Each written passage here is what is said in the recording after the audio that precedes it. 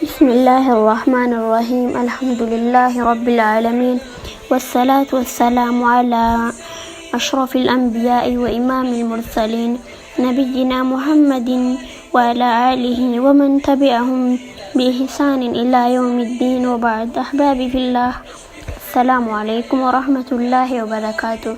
إن شاء الله أرنتنا يربي في رواية توكل الرادب النجتو.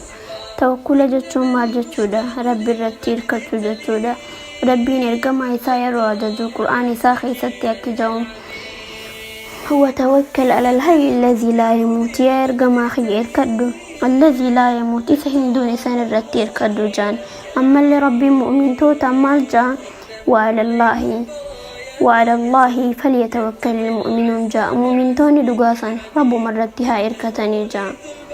أما اللي رب صفة مؤمن توتا رايرو دبسوا أكنا جاء إنما المؤمنون الذين إذا ذكر الله وجلت قلوبهم وإذا تليت عليهم آياته زادتهم إيمانا وعلى ربهم يتوكلون.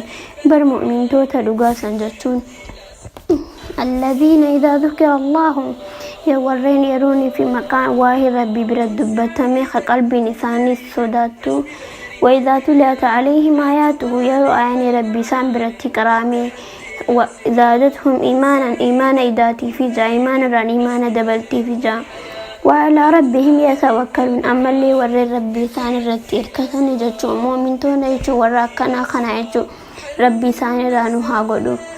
أما اللي مال جام إرقما خين صلى الله عليه وسلم حديث عمر بن الخطاب الراودي فما خيستي لو أنكم تتوكلون على الله حق توكله لرزقكم كما يرزق الطير تغدو خماسا وتروح بطانا. صلاتكم خيسان لقما رب الرتير كتني بالربين خيسان اسن رزقاجا أكما شنبرو غنم غرا دوا باتي هلكن قلتتي غرا قلتتي قلتتي اسن رزقاجا چولا. أكسيتي توكل جزء جنو خنا أكلمتي تيني رب الرتير كنم وأكمتي أكحال خمين توكل يروري في جنو harka maranii taa'uudha qofaanii miti waan takka sababa geeffachuudhaani akkasitti rabbii keenya irratti hirkannaa jechuun. Tawakkulli kuni haala ergamaa keenyaati sallallahu alaihi wasallam. Tawakkulli haala nabiyyoota hundaati sanarra. Ammallee sababa geeffachuun immoo sunnaa isaaniiti jechuun. Kanaafuu namni haala isaanii dalage sunnaa isaaniitis ni dalagaa jechuun akkasitti inshaallah. Ammas nabiyyiin keenya عليه الصلاة والسلام نبي الله إبراهيم يرو إبدتي دربا موجتشي ساخد ما مالته حسبي الله ونعم الوكيل قيان خي ربي الرجور كتشون واتولي يجيجتشو نبي الله إبراهيم عليه الصلاة والسلام. توكل تني خنافو توكل سوا قيفتش وجين أكسيت ربي خين الرتير كنا جتشو تنيتو ممس يوني في سوا قيفني سوا خين الرتير كني gama shirkiin nu naqaa jechuu maalii fi sawaan gee rabbi irratti hin hirkannee jechuu sababa keenya san irratti hirkannee jechuu. Kanaafuu sababas geeffannee rabbi irratti haa hirkannu jechuu. Maryam haadha nabii Isaa laali Maryam gizee rabbiin maal ja'uun وخذي إليك بجزء النخلة تساقط عليك رطبا جنيا مخا هندي تمراخنا سوسوسي جين gizee isiin sossostu akkanumatti asheen timiraafun irraa gayyaa'ee fi jechuu isiin tuquusan hundee silaa namni meeqaahu yoo dhibee irraa hin sossoosne sani rabbiin sossoosiisiitiin irraa buusee fi jechuu isiin numa xuuxee jechuu. Rabbiin akkasitti sababa godhattee sababa isiin sa godhattee rabbi irratti hirkatte sani wajji akkasi rabbiin buusee fi jechuu. San booda maal jeen fakulii washrabii waqarri eenaa jeen nyaadhu dhuqi.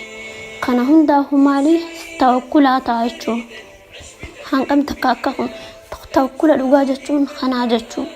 Kanaafuu haala hunda keessatti rabbi irratti hirkachuu qabnaa jechuun.